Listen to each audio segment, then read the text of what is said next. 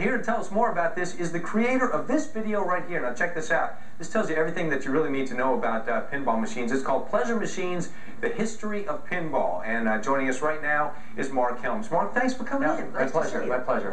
Thanks for coming in. Now tell us about the beginning of the pinball machines. Who started this? Right, it was started by a guy named Montague Redgrave in 1871.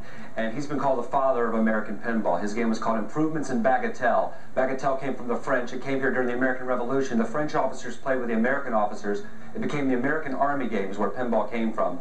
The balls would bounce off pins, little marbles. That's why they got the name pinball. So this would have been an early one here. This one came into actually. There's lots of them from the 1800s, but this one is the first mass-produced pinball machine from 1931, made by David Gottlieb, and it's called Baffle Ball, as you can see here. And you get 10 balls for 1 penny. Baffle Ball. How difficult is it to find this? These are pretty hard to find. They made about 15,000 of them, but because, as you see, they're made out of wood, a lot of them got destroyed. The coin mechs don't work. If you can get one with a working coin mech, they're usually worth anywhere between $300 and $800. All right, now let's head over to an era that's really my favorite here. Okay. Tell us about this one here. Right, this is a wood rail machine. The co-producer on the show, Howard Cook, his favorites are the wood rails like yours. Mine are the steel rails, which we'll talk about in a minute. This is a wood rail game from the 1950s.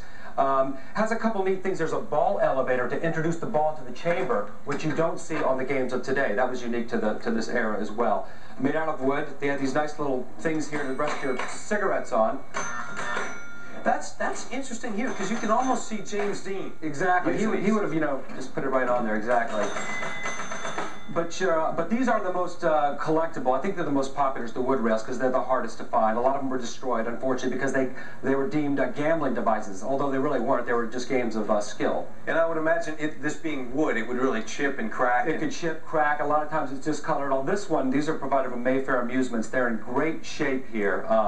The polyurethane's still intact. It's hard to find them in this kind of condition. If you do, most people hold on to them. Now, let's give equal time to what you really like. Yeah, these are the my favorites. Yes, are the steel rail games. And this one is from the early 1960s, called Crosstown. Has a subway door that opens and closes in the back, which makes it an animated back glass. Now, an animated back glass with moving characters in it makes the value go up. If you had one from this era without the animated back glass and just the rollover scoring mechanism there, it's worth more with the animated. So at the lower end of these, they're worth about $500. The top end one in this condition is worth around $2,000. And you pointed out the rollover numbers there, and that kind of really indicates the time period. Exactly, yeah. And you kind of feel them rolling. It's kind of a physical thing, which is much different than the one we have here. Right. This one came to us from Betson Industries of New Jersey, and this is a new digital machine.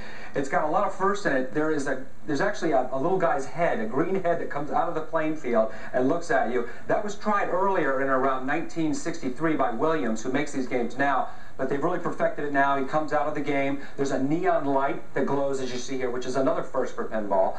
It has some animation in the back glass. A little ball shoots out of here and rolls around. Now, these games, a lot of people like to collect these because they're solid state, they're digital, they're very well made.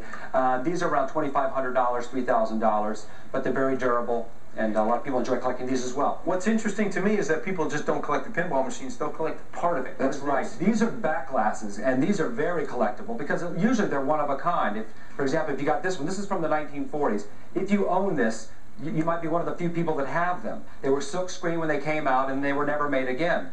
This one's called Gigi. This was from the early 1960s.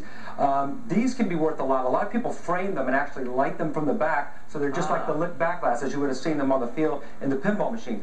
These start at around at $50 on the low end and go up to around $250. They're beautiful. Yeah. Thank you very much. Well, I appreciate you coming in. Right. I really enjoyed this. Thank you. And folks at home, if you want to know more information about getting that videotape, just contact us here at the show, and we'll tell you everything that you need to know. All right, Claire, this is coming your way. Oh, John, pinball machines are a real treasure.